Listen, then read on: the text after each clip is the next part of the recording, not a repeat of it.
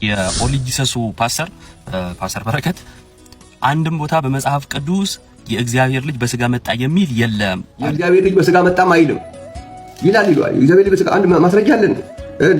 እኔ ያሳያለሁ የእግዚአብሔር ልጅ በስጋ እንደመጣ የእግዚአብሔር ልጅ በስጋ መጣ የሚል እግዚአብሔርን ቃል አንድም ቦታ ነው ያልከው። እኔ ብዙ ቦታ አሳያለሁ። እዛው ዮሐንስ መልእክት ምዕራፍ 5 ቁጥር 20 ላይ እንደዚህ ይለናል፣ የእግዚአብሔር ልጅ እንደመጣ ይላል። ለምሳሌ ዮሐንስ በመልእክቱ ላይ አንደኛ ዮሐንስ ምዕራፍ 5 ቁጥር 20 ላይ የእግዚአብሔር ልጅ እንደመጣ እውነተኛ የሆነውን እናውቅ ዘንድ ልቦና እንደሰጠን እናውቃለን። የእግዚአብሔር ልጅ በስጋ መጣም አይልም ይላል። የእግዚአብሔር ልጅ በስጋ አንድ ማስረጃ አለን። እነዚህ አሳጆች እኮ በቃ መጽሐፍ ቅዱስን ማናቅ ይመስላል ይሉና አንደኛ ዮሐንስ ላይ ይዘዋችሁ። አንደኛ ዮሐንስ ምዕራፍ 5 ቁጥር 20 ተመልከቱ። የእግዚአብሔር ልጅ እንደመጣ ይላል። የእግዚአብሔር ልጅ በስጋ መጣ አይልም። የእግዚአብሔር ልጅ በስጋ ተገለጠ የሚልም የለም። የእግዚአብሔር ልጅ በስጋ መጣ፣ ስጋ የሚባል አይገባም። የእግዚአብሔር ልጅ ካለ በኋላ ስጋ የሚባል ቃል መጽሐፍ ቅዱስ አይጠቀምም። ፓስተር በረከት ግልጽ ጥያቄ ጠይቋቸዋል። ግልጽ መልስ ጥቅስ ጠቅሳችሁ መልሱ። እስካሁን ብዙ የተናገራችሁትን ሰምቻለሁ። ለማስቀየስ ነው የምትሞክሩት። ግልጽ ጥያቄ ነው የጠየቃችሁ፣ በቃ መልሱ። ከዚህ በፊት በስጋ የተገለጠው እግዚአብሔር አብ ነው እንጂ የእግዚአብሔር ልጅ በስጋ አልተገለጠም ብለህ ነበርና ሁለተኛ ዮሐንስ ቁጥር 3 ላይ ከእግዚአብሔር ከአብና ከአብ ልጅ ከኢየሱስ ክርስቶስ ጸጋና ሰላም ምሕረትም ፍቅር ለዘላለም ይሁን ይላል። ከእግዚአብሔር ከአብና ከአብ ልጅ ይላል። ስለዚህ ከእግዚአብሔር ከአብና ከአብ ልጅ በስጋ የተገለጠው ማን ነው? እኔማ ምን እንደምን ነግረኛል እኮ አንተ። የእግዚአብሔር ልጅ በስጋ ተገለጠ የሚል ማስረጃ አለ? አዎ፣ ለምሳሌ አንደኛ ዮሐንስ ምዕራፍ 5 ቁጥር 20 ላይ የእግዚአብሔር ልጅም እንደመጣ እና አንብበዋ ወዳጅ ያነበብን አይሻልም? አንደኛ ዮሐንስ ምክንያቱም ለአንተ ብቻ ሳይሆን ለቤቱም ስለሆነ አንደኛ ዮሐንስ ምዕራፍ 5 ቁጥር 20 ላይ ስጋ የሚል ቃልም የለም። እንኳን በስጋ ተገለጠ ቀርቶ ስጋ የሚል ቃልም የለም። ከየት አመጣኸው? የእግዚአብሔር ልጅ እንደመጣ ይላል። የእግዚአብሔር ልጅ መጣ በስጋ ላይ መጣው ከማርያም ሲወለድ ቃል ስጋው ላይ አይደለም ወዳጅ። አሁን ሌላ ነገር ሳይሆን እዚህ ክፍል ላይ በስጋ ተገለጠ ይላል የእግዚአብሔር ልጅ ያልከው ስጋ የሚለውን ቃል ከየት አመጣኸው? እዚህ ጋር አለ መጽሐፉ የእግዚአብሔር ልጅ እንደመጣ ይላል። የእግዚአብሔር ልጅ መጣው በስጋ አይደለም። ሰላም የእግዚአብሔር ልጅ በስጋ ተገለጠ የሚል መጽሐፍ ቅዱስ ውስጥ አልተጻፈም። ካለ ማስረጃ ማቅረብ አለብን። ስጋ በስጋ ተገለጠ የእግዚአብሔር ልጅ በስጋ የእግዚአብሔር ልጅ እንደመጣማ እኔ ማምናለሁ። በስጋ ተገለጠ የእግዚአብሔር ልጅ በስጋ ተገለጠ የሚል ግን አልተጻፈም። ከየት አምጥተህ ነው ስጋ የሚለውን ቃል ከየት ጨመርከው? ሮሜ 1:3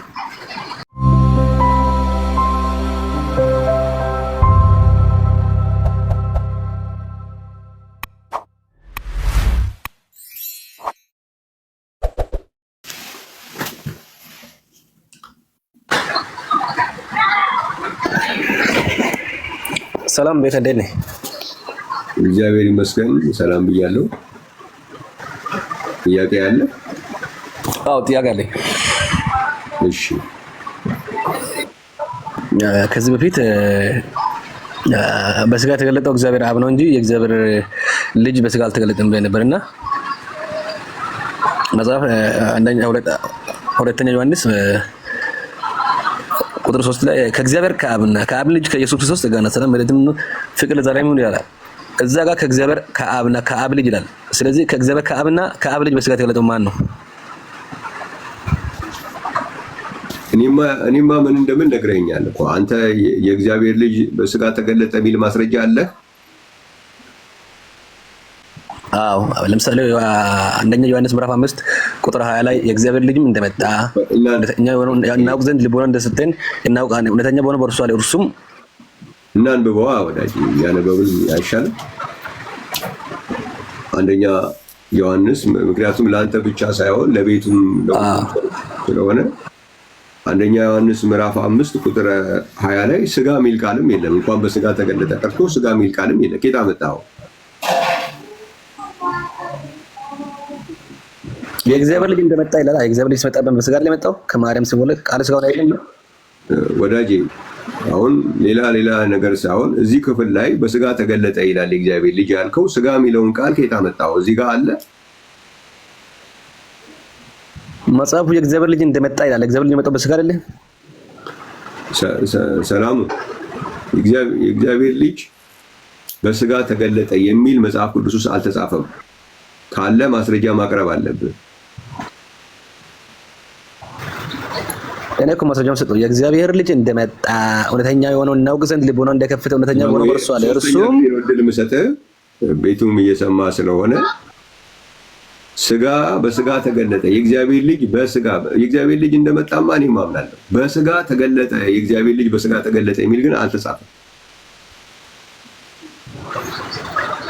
እሺ በስጋ ተገለጠው አብ ነው። አሁን መጀመሪያ አሁን አለ ያልከው ማስረጃ አቅርብ፣ ከዛ እኔን ትጠይቀኛለህ። የእግዚአብሔር ልጅ በስጋ ተገለጠ። እኔ እኮ ያለኝ ማስረጃ አቅርቤያለሁ።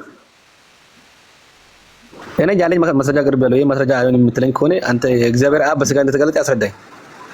ሰላሙ አንደኛ ዮሐንስ ምዕራፍ 5 ላይ ስጋ የሚል ቃልም የለም ጭራሽ። እንኳን በስጋ ተገለጠ የእግዚአብሔር ልጅ ቀርቶ ስጋ የሚባል ቃልም የለም ጭራሽ።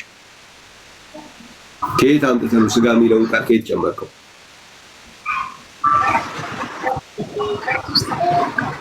ሮሜ 1:3 ስለዚህ አንደኛ ዮሐንስ ላይ ነው። እሺ ሮሜ ላይ ደግሞ እንሂድ። ሮሜ ምዕራፍ 1 ቁጥር 3 ይህም ወንጌል በስጋ ከዳዊት ዘር ስለተወለደ እንደ ቅድስና መንፈስ ግን ከሙታን መነሳት የተነሳ በኃይል የእግዚአብሔር ልጅ ሆኖ ስለተገለጠ ስለ ልጁ ነው። እርሱም ጌታችን ኢየሱስ ነው ይላል። የእግዚአብሔር ልጅ በስጋ ከዳዊት ዘር ነው ማለት አይደል? በስጋ ከዳዊት ዘር ነው ማለት አብ ነው አይልም። በስጋ ተገለጠ አይልም አይደል? በስጋ ከዳዊት ዘር ነው የተባለው ማለት አብ ነው ወይ? ጥያቄ አይ በስጋ ከዳዊት ዘር እንዴት አብ ይሆናል እኮ። ስለዚህ በስጋ የተገለጠው የእግዚአብሔር ልጅ ነው ማለት ነው። በስጋ ከዳዊት ዘር ነው ወልድ ከሆነ በስጋ ተገለጠው ማለት ሰላም ይፍቲያም በአንዱ ይላል በካ ይሄ ወንጌል በስጋ ከዳዊት ዘር ነው የተባለው ወልድ አይደል? አይ እንደዛ አይደለም። ያልተጻፈ ነገር ማንበብ አንችልም። ይሄው እኮ ተጽፏል በካ ከስጋ ዳዊት ዘር ነው ማለት ነው። እባክህን ሰላም የእግዚአብሔር ልጅ ሆኖ ስለተገለጠ ነው እንጂ የሚለው የእግዚአብሔር ልጅ ሆኖ በስጋ ስለተገለጠ አይልም።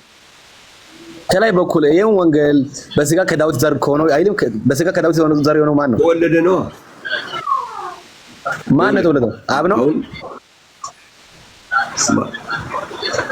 የተወለደው ማን ነው? ወልድ የተወለደ ከአንቺ የሚወለደው የእግዚአብሔር ልጅ ይባላል ነው የሚለው። ስለዚህ የእግዚአብሔር ልጅ የተወለደው ወልድ ነው አይደል? በስጋ የተወለደው ወልድ ነው አይደል? በዛ ስጋ ቆይ ተረጋጋው ሰላም። የእግዚአብሔር ልጅ ግን በስጋ ተገለጠ የሚል ግን የለም።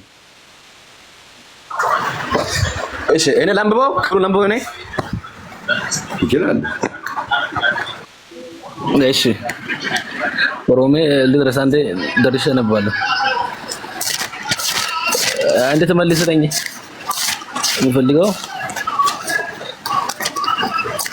አንተ ነህ እንጂ የእግዚአብሔር ልጅ በስጋ ተገለጠ የሚል ተጽፏል ስላልክ አቅርብ ብያለሁ። አንደኛ ዮሐንስ ላይ ሄደናል። የእግዚአብሔር ልጅ እንደመጣ ይላል እንጂ የእግዚአብሔር ልጅ በስጋ ተገለጠ አይልም። ሮሜ መጽሐፍ ምዕራፍ 1 ላይ ደግሞ የእግዚአብሔር ልጅ ሆኖ ስለተገለጠ ይላል እንጂ የእግዚአብሔር ልጅ በስጋ ተገለጠ አይልም። ከየት ነው የምታመጣው? አይ ክፍል እኮ ይላል ይሄ ወንጌል በስጋ ከዳዊት ዘር የሆነው ይላል። ሰላሙ አሁን ከዚህ በላይ ማሾፍ አስቸጋሪ ነው። ማሾፍ አይደለም ቤክ አይደለም ማሾፍ አይደለም። በስጋ ከዳዊት ነው የተወለደው አይደለም። እየጠየቅኩ ያለሁት የእግዚአብሔር ልጅ ከዳዊት ዘር በስጋ ተወለደ አይደለም ጥያቄው። የእግዚአብሔር ልጅ በስጋ ተገለጠ የሚል ማስረጃ ነው የጠየቀው። አይ ክፍሉ እኮ የሚለው ይሄን ወንጌል ይሄ ወንጌል በስጋ ከዳዊት ዘር ስለተወለደው ይላል። በስጋ ከዳዊት ዘር ወዳጄ የሁሉ ጊዜ እኔማ እሱን እኮ አምናለሁ እኮ ወዳጄ። እኔ ማስረጃውን ላንብብ። እሺ ማስረጃውን ላንብብልኝ በቃ ማስረጃውን ላንብብልኝ። ይሄን ወንጌል በስጋ ከዳዊት ዘር ስለተወለደው እንደ ቅድስና መንፈስም ግን ከሙታን መነሳት ይላል። ወዳጄ ሰላሙ ይሰማል አይደለም? የምንነጋገረው ነገር አዎ ይሰማል። ኦኬ የእግዚአብሔር ልጅ በስጋ ተገለጠ የሚባል መጽሐፍ ቅዱስ ውስጥ አሁን ብቻ አይደለም የዛሬ 1 ሚሊዮን ዓመት እድል ብሰጥም አልተጻፈም። በቃ ያልተጻፈ ነገር በግድ ሊመጣ አይችልም። አሁን እኮ እሺ በቃ ሰላሙ መሆን ያለበት እኮ እልህ አይደለም። የማስረጃ ጉዳይ በእልህ አይሆንም። ተገለጠ የሚል ቃል መጽሐፍ ቅዱስ ውስጥ የሚጠቀምበት ጊዜ አሁን የኛም ቢሆን ለምሳሌ ሮሜ መጽሐፍ ምዕራፍ አንድ ማስረጃ ሮሜ 9:5 አንድ ብቻ ከበታም አንበኛ ከዛ ወርደኝ 9:5 ሮሜ እንግዲህ የዘለን አንድ ከበታም ብሎ እንሂድሽ አለ የምትለው ችግር የለም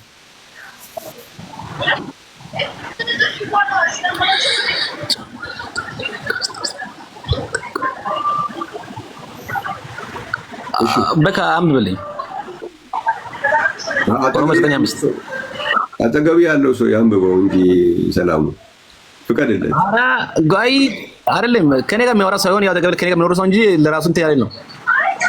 እሺ አንብበው አንተም እሺ አንብብልና የእግዚአብሔር ልጅ በስጋ ተገለጠ የሚለው የቱ ጋር ነው ያለው? ሶስተኛ ጥቅስ እየሰጠኝ ሮሜ 9:5 አንብብልኝ። ከይቅርታ ጋር ላስቸግርህ ያው እኔ ጠያቂ ስለሆንኩ ያው ተማሪም ስለሆንኩ እኔ የለም እያልኩ አንተ አለ እያልክ ስለሆነ የእግዚአብሔር ልጅ በስጋ ተገለጠ የሚል ያገኘህበትን አንብብልኝ ብዬ እድል ሰጥቻለሁ።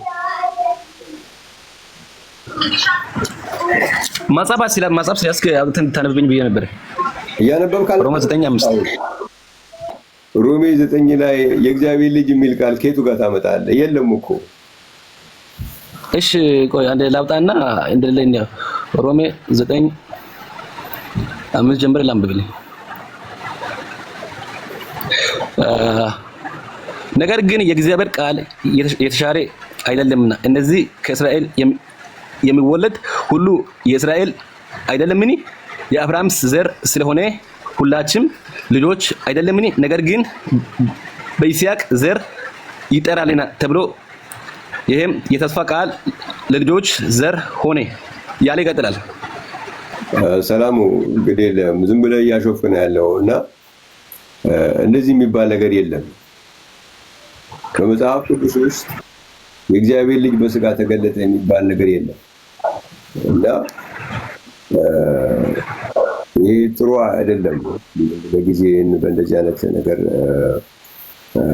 እንትን ማድረግ የለብንም። አንደኛ አሁን እንዳነበብከው እስኪ አንደኛ ጢሞቴዎስ ምዕራፍ 3ን ክፈተው እስኪ ቁጥር 15 ላይ አንደኛ ጢሞቴዎስ ምዕራፍ 3 ቁጥር 15 ቁጥር ንሽ ከፈትኩኝ እስኪ አንብበው።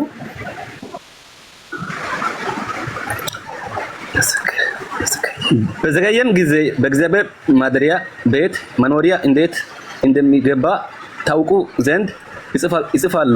በቤትም የእውነት የማዶ መስራት ይኸው የእግዚአብሔር ቤተ ክርስቲያን ነው ይላል። የማን ቤተ ክርስቲያን? የእግዚአብሔር። በደንብ አንብበው።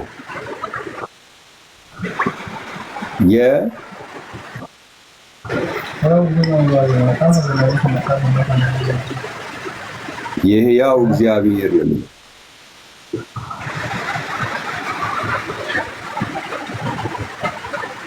ሰላሙ አለ ቤት አለው።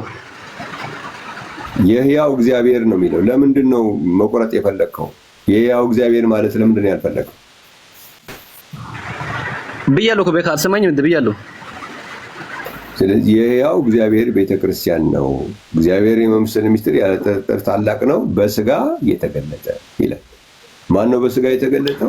ሕያው እግዚአብሔር ነው በስጋ የተገለጠው። አብ ነው በስጋ የተገለጠው። ሕያው እግዚአብሔር አይሰማህም? ሰምቻለሁ። በስጋ የተገለጠው አብ ነው። ቆይ ጥያቄ እኮ ነው። እዚህ ክፍል ላይ በስጋ የተገለጠው ማን ነው የሚለው? ሕያው እግዚአብሔር አይደለም? እግዚአብሔር። ስለዚህ አብ ስጋዊ አካል አለው ማለት ነው። ምጠይቅህን መልስልኝ መጀመሪያ። እዚህ ቦታ ላይ በስጋ የተገለጠው ሕያው እግዚአብሔር ነው። ልክ ነኝ አይደለሁም? ይላል ነው። እሺ፣ ማቴዎስ ወንጌል ምዕራፍ 16 ላይ ሰዎች የሰውን ልጅ ማን ይሉታል ተብሎ በተጠየቀ ጊዜ አንተ ክርስቶስ የሕያው እግዚአብሔር ልጅ ብሎ ይላል። ሕያው እግዚአብሔር የተባለው ማን ነው? እዛ ጋር አብ ነው ወልድ ነው? ያው እግዚአብሔር የተባለው አብ ነው። በመጽሐፍ ቅዱስ ውስጥ ሕያው እግዚአብሔር ተብሎ የሚገለጸው አብ ነው። ስለዚህ እዚህ ጋር በስጋ የተገለጠው ማን ነው ያለው? አንደኛ ጢሞቴዎስ ምዕራፍ 3 ቁጥር 15 እና 16 ሕያው እግዚአብሔር ነው። ሕያው እግዚአብሔር ደግሞ አብ ነው በመጽሐፍ ቅዱስ መሰረት። እሺ፣ በመጽሐፍ ቅዱስ መሰረት እግዚአብሔር አብ ነው። እሺ፣ ያው እዚህ ጋር ሮሜ ያው ቅድም ያነበብኩት ሮሜ 9:5 ላይ አንዴ አባቶቻችንም ለነርሱ ቆይ አንድ ጊዜ ይህንን ጨርስና ደግሞ አሁን ቅድም እድል ሰጥቼ ነበረ እንትን ብለሃል። አሁን ደግሞ እኔ እየተናገርኩ ነው። እንጨርስና ከዛ ደግሞ እንሄዳለን ማለት ነው። ስለዚህ በአንደኛ ጢሞቴዎስ ምዕራፍ 3 ቁጥር 15 እና 16 መሰረት በስጋ የተገለጠው ሕያው እግዚአብሔር ነው ይላል አይደለም? ስለ ቤተ ክርስቲያን ከዛ ክፍሉ ያወራና አሁን አንተ እንደምትለው ቃል በቃል ያው እግዚአብሔር በስጋ ተገለጠ ብሎ አይናገርም። ኦኬ፣ በስጋ የተገለጠ ይላል። ከላይ ማን ነው በስጋ የተገለጠው? የቤተ ክርስቲያን ባለቤት ነው። የቤተ ክርስቲያን ባለቤት ደግሞ ማን ነው ተብሎ ነው የተጠቀሰው? ቤተ ክርስቲያን የማን ናት ነው ተብሎ ነው የተጠቀሰው? የክርስቶስ። እዚህ አሁን አንደኛ ጢሞቴዎስ ላይ የክርስቶስ ነው የሚለው ማለት የቤተ ክርስቲያን ራስ ክርስቶስ ነው። የክርስቶስ ራስ ደግሞ እግዚአብሔር ነው ያለ መጽሐፍ ቅዱስ። ሰላሙ አንደኛ ጢሞቴዎስ ምዕራፍ 3 ቁጥር ከዚህ በላይ የምትቀልድ ከሆነ በቃ ለቤቱ ክብር መስጠት አለብኝ። ሰላም በቃ የቀለድኩ አይደለም፣ የምር ጌታም የቀለድኩ አይደለም። እየቀለድክ ካልሆነ የቤተ ክርስቲያን ራስ ማን ነው አይደለም ጥያቄው። እዚህ ክፍል ላይ አንደኛ ጢሞቴዎስ ምዕራፍ 3 ቁጥር 15 እና 16 ላይ ቤቱ የእውነት አምድና መሰረት ካለ በኋላ የማን ቤተ ክርስቲያን ነው ይላል? የእግዚአብሔር ቤተ ክርስቲያን ይላል። ካምቦን እሻኔ ብላለሁ። ከዛ በኋላ ሮሜ መጥቼ ሮሜ 9:5 እንደገና እንዳነብልኝ እድል እንድትሰጠኝ ጠይቃለሁ። በዚህ አጋጣሚ የእግዚአብሔር ልጅ በስጋ ተገለጠ የሚለውን ማስረጃ ለመስጠት ማለት ነው። ጢሞቴዎስ ስንት? አንደኛ ጢሞቴዎስ ምዕራፍ 3 ቁጥር 15 እና 16 ይሄ የመጨረሻ እድል ነው። ሰላም ምንም ማድረግ አልችልም። እሺ ሮሜ አንድ እድል ብቻ ሮሜ 9 እንዳነብል የእግዚአብሔር ልጅ በስጋ ተገለጠ ማስረጃ እንድትሰጠኝ ማለት ነው። አንድ እድል ትሰጠኛለህ። እሺ 15 ጀምረህ ላንብብልኝ። በዘገየም ግን በእግዚአብሔር ማደሪያ ቤትና አንድ ጊዜ እንደዚህ እናርግ። ሰላም ወይ የሚያሽኩሽከው ሰው ያንብበው ወይ አንዳችሁ አድርጉ። ምንድን እንደዚህ ያለ ነገር ጥሩ ነው እንዴ? ሰው የለም። እሺ በቪዲዮ ላውጣ። ማንም ሰው የለም። በእውነት ከነጋ እውነት እኔ ራሴ ነው የማወራው እየሰማሁ እውነት። እሺ በቪዲዮ ላሳይ ማውራት ከብቻ አይደለም። አሁን ይኸውልህ ሰላሙ በጣም በብዙ ትዕግስት እያነጋገርኩ ነው። ስለዚህ አንደኛ ጢሞቴዎስ ምዕራፍ 3 ቁጥር 15 ላይ ቤቱ የእውነት አምድና መሰረት ካለ በኋላ የማን ቤተክርስቲያን ነው የሚለው? እሺ ለዚህ ማለት ጢሞቴዎስ 3:16 ላንብብልኝ። 3:16 እንዲህ ይላል። 3:16 እግዚአብሔርን የመምሰል ምስጢር ያለ ጥርጥር ታላቅ ነው። በስጋ የተገለጠ በመንፈስ የጸደቀ ለመላእክት የታየ በአሕዛብ የተሰበከ በዓለም የታመነ በክብር ያለ አንተ እያሾፍክ ስለሆነ ከዚህ በላይ ማሾፍ አይደለም። በቃ ወንጌል አይደለም እኮ ወንጌል እኮ እንደ ትዕግስት እኮ ያስፈልጋል። ወንጌል እኮ በትዕግስት አይደለም የሚሰበከው። ከዚህ በላይ ትዕግስት ሊኖር ይችላል። ሰላም በጣም ታግሼ ጥሩ ነገር ግን አንተ እያሾፍክ ስላስቸገርከኝ ምንም ማድረግ አልችልም። አንድ ጥያቄ ብቻ እሺ፣ በጌታ አንድ ጥያቄ ብቻ ልጠይቅ። በመንፈስ የተደገ ማን ነው? በጌታ በጌታ ሰላም ማሾፍ አይደለም። ይሄ የቁም ነገር ቦታ ነው። እዚህ ጊዜው ሶኮ የጠየቁት ነው ማነጋገረው ቁም ነገር ለሚፈልግ ሰው ነው እንጂ ለሚያሾፍ አይደለም። ማሾፍ አይደለም። በመንፈስ የተደገ ማን ነው? በመንፈስ የተደገ አብ ነው። በመንፈስ የተደገ አብ ነው።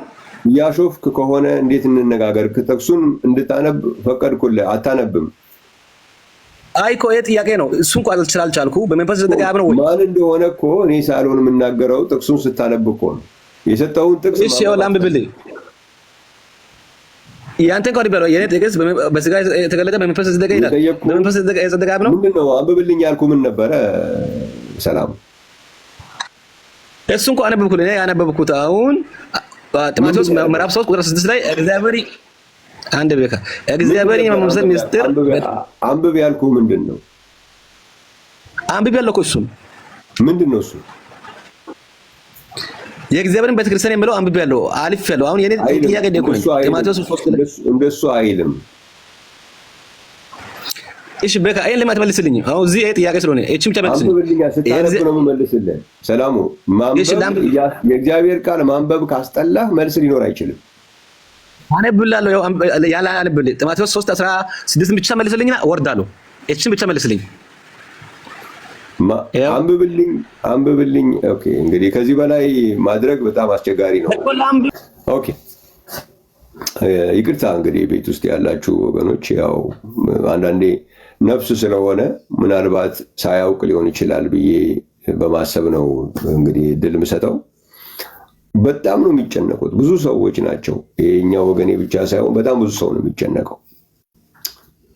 የአንደኛ ጢሞቴዎስ ላይ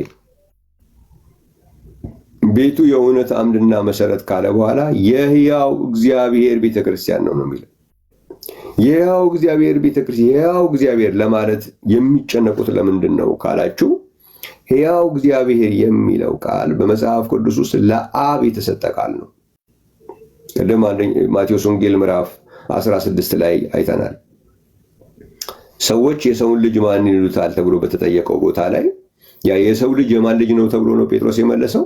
የሕያው እግዚአብሔር ልጅ ነው ብሎ ነው የመለሰው። ስለዚህ ሕያው እግዚአብሔር ማለት ማን ነው ማለት ነው? አብ ነው ማለት ነው። እዚህ አንደኛ ጢሞቴዎስ ምዕራፍ 3 ቁጥር 15 እና 16 ላይ በስጋ የተገለጠው ማን ነው? ሕያው እግዚአብሔር ነው። ሕያው እግዚአብሔር ደግሞ ማን ነው? አብ ነው። በመጽሐፍ ቅዱስ ውስጥ ሕያው እግዚአብሔር ብሎ መጽሐፍ ቅዱስ ሪፈር የሚያደርገው አብን ነው። ስለዚህ በስጋ የተገለጠው እግዚአብሔር አብ ነው እንጂ እግዚአብሔር ወልድ የሚባል መጽሐፍ ቅዱስ የማያውቀው ፈጠራ በስጋ ተገለጠ። በመጀመሪያ ደረጃ እግዚአብሔር ወልድ የሚባል ቃል መጽሐፍ ቅዱስ ውስጥ የለም። መጽሐፍ ቅዱስ ውስጥ 13 ጊዜ እግዚአብሔር አብ የሚል ተጽፏል። 13 ጊዜ። አንድም ቦታ ላይ እግዚአብሔር ወልድ የሚል የለም። አንድም ቦታ ላይ እግዚአብሔር መንፈስ ቅዱስ የሚል የለም። የእግዚአብሔር መንፈስ የእግዚአብሔር ልጅ ነው ያለው። የእግዚአብሔር ልጅ ተጽፏል። የእግዚአብሔር መንፈስ ተጽፏል። 13 ጊዜ ደግሞ እግዚአብሔር አብ ተብሎ ተጽፏል። ስለዚህ የሌለ መጽሐፍ ቅዱስ የማያውቀው እግዚአብሔር ወልድ የሚባል አካል በስጋ ተገለጠ ልንል አንችልም። በአንደኛ ጢሞቴዎስ ምዕራፍ 3 ቁጥር 15 እና 16 መሰረት በስጋ የተገለጠው ሕያው እግዚአብሔር ነው። ሕያው እግዚአብሔር ደግሞ መጽሐፍ ቅዱስ ለአብ የሚጠቀምበት ቃል ነው። ይህም በማቴዎስ ወንጌል ምዕራፍ 16 ቁጥር 16 ላይ ማየት ትችላላችሁ። በዮሐንስ ወንጌል ላይም ሌላ ተጨማሪ ማስረጃ ካስፈለጋችሁ በዮሐንስ ወንጌል ምዕራፍ 6 ላይ እግዚአብሔር ይመስገን ማየት ትችላላችሁ። ዮሐንስ ወንጌል ምዕራፍ 6 ቁጥር 68 ላይ ስምዖን ጴጥሮስ ጌታ ሆይ ወደ ማን እንሄዳለን? አንተ የዘላለም ሕይወት ቃል አለ፣ እኛስ አንተ ክርስቶስ የሕያው እግዚአብሔር ልጅ እንደሆንክ አምነናል አውቀናል ይላል። የሕያው እግዚአብሔር ልጅ። ስለዚህ ሕያው እግዚአብሔር ተብሎ የሚገለጸው ማን ነው? አብ ነው። እዚህ መጽሐፍ ቅዱሳችን በስጋ ተገለጠ ብሎ የሚነግረን ሕያው እግዚአብሔር ነው። ሕያው እግዚአብሔር ደግሞ በመጽሐፍ ቅዱስ ውስጥ አብን የሚያሳይ ቃል ነው። ስለዚህ በስጋ የተገለጠው እግዚአብሔር አብ ነው። ሕያው እግዚአብሔር ነው እንጂ በስጋ የተገለጠው እንጂ መጽሐፍ ቅዱስ የማያውቀው ነገር በስጋ ተገለጠ ሊባል አይችልም። መጀመሪያ የለም ራሱ። ስለዚህ የሌለን ነገር በስጋ የተገለጠ ብለን ልናስተምር አንችልም ማለት ነው። እግዚአብሔር የተመሰገነ ይሁን። ሌላው መጣ በስጋ አሁን ሮሜ 9:5 ላይ መገለጥን ሳይሆን መምጣትን ያወራል። እግዚአብሔር ይመስገን። ሮሜ መጽሐፍ ምዕራፍ 9 ተገለጠን አያወራም፣ መጣን ያወራል። ሮሜ 9 ላይ ክርስቶስ በስጋ መጣ ይላል እንጂ በስጋ ተገለጠ አይልም። እግዚአብሔር ይመስገን። በስጋ መጣ የሚለው ክርስቶስ መጽሐፍ ቅዱሳችን በላቲናው ክርስቶስ ወይም ፋሲካችን ክርስቶስ የሚባል አለ። ሌላው ደግሞ ክርስቶስ ብሎ ደግሞ አለቱ ክርስቶስ አለ። ይከተላቸው ከነበረው ከመንፈሳዊ አለት ጠጥተዋልና ያም አለት ክርስቶስ ነበር ይላል። ስለዚህ አለቱ ክርስቶስ አለ፣ ፋሲካ ክርስቶስ አለ። አለቱ ክርስቶስ የምንለው በስጋ ከመምጣቱ በፊት ያለው መንፈሳዊውን ክርስቶስ ነው፣ መንፈሳዊውን አለት ነው። ፋሲካችን የምንለው ደግሞ የታረደው በግ ነው። ያ ደግሞ በስጋ ከመምጣቱ በፊት የሚታረድ አልነበረም። የሚታረድ ፋሲካ የሚለው በግ የሚመጣው ቃል ስጋ ከሆነ በኋላ የሚይዝ ነው። ስለዚህ መንፈሳዊው አለት በስጋ መንፈሳዊ አለት ካልን ደግሞ ምንድነው? እግዚአብሔር አለቴ የምንለው ማለት ነው። ስለዚህ ክርስቶስን መጽሐፍ ቅዱስ ለሁለት ቃል ነው የሚጠቀምበት። አንደኛው ለመንፈሳዊ አለት ይጠቀማል፣ ሌላኛው ደግሞ ለፋሲካችን ክርስቶስ ብሎ ለፋሲካው ክርስቶስ ደግሞ ይጠቀማል፣ በስጋ ከተገለጠ በኋላ ላለው ማለት ነው። እግዚአብሔር የተመሰገነ ነው። ስለዚህ ሮሜ መጽሐፍ ምዕራፍ 9 ቢሆን የእግዚአብሔር ልጅ በስጋ ተገለጠ አይልም፣ በስጋ መጣ ይላል። ለምን? ክርስቶስ መንፈሳዊ አለትም ስለሆነ ማለት ነው እንጂ የእግዚአብሔር ልጅ በስጋ ተገለጠ የሚልም ቃል መጽሐፍ ቅዱስ ውስጥ አናገኝም። የእግዚአብሔር ልጅ ካለ በስጋ መጣ ነው ማለት የሚፈልጉት። የእግዚአብሔር ልጅ ብሎ በስጋ መጣ ነው ማለት የሚፈልጉት። አንደኛ ዮሐንስ ምዕራፍ 5 ቁጥር 20 ግን የእግዚአብሔር ልጅ ብሎ በስጋ መጣ ሳይሆን የሚለው የእግዚአብሔር ልጅ ብሎ መጣ ነው። የእግዚአብሔር ልጅ እንደመጣ ነው እንጂ የእግዚአብሔር ልጅ በስጋ መጣ የለም። ይህንን ሐሳብ ሮሜ መጽሐፍ ምዕራፍ 8 ላይ ለኛም ይገልጻል። ይህንን ቃል ግን የእግዚአብሔር ልጅ የሚል ነገር ከተጠቀመ በኋላ ስጋ የሚል ቃል አያስከትልም። መጽሐፍ ቅዱስ በጣም በጥንቃቄ ነው የተጻፈው። ሮሜ መጽሐፍ ምዕራፍ 8 ቁጥር 18 ላይ ለኛም ይገለጥ ዘንድ ካለው ክብር ጋር ቢመዛዘን የአሁኑ ዘመን ስቃይ ምንም እንዳይደለ አስባለሁ ይልና የፍጥረት ናፍቆት የእግዚአብሔርን ልጆች በስጋ መገለጥ ይጠባበቃል አይልም። የእግዚአብሔር ልጆች ካለ በኋላ ምንድን ነው የሚለው? መገለጥ እንጂ ስጋ አይጨመርም። ምክንያቱም የእግዚአብሔር ልጆች ሲሆኑ ኦልሬዲ ስጋ አላቸው። ስለዚህ የእግዚአብሔር ልጆች በስጋ ይገለጣሉ አይልም። የእግዚአብሔር ልጆች መገለጥ ነው የሚለው። እግዚአብሔር ይመስገን። አንደኛ ዮሐንስ ምዕራፍ 3 ቁጥር 9 ላይ ብታነቡ የዲያብሎስን ስራ እንዲያፈርስ የእግዚአብሔር ልጅ ተገለጠ ነው እንጂ የሚለው የእግዚአብሔር ልጅ በስጋ ተገለጠ አይልም። ምክንያቱም የእግዚአብሔር ልጅ ሲል ኦልሬዲ ከአንቺ የሚወለደው ቅዱሱ የእግዚአብሔር ልጅ ይባላል።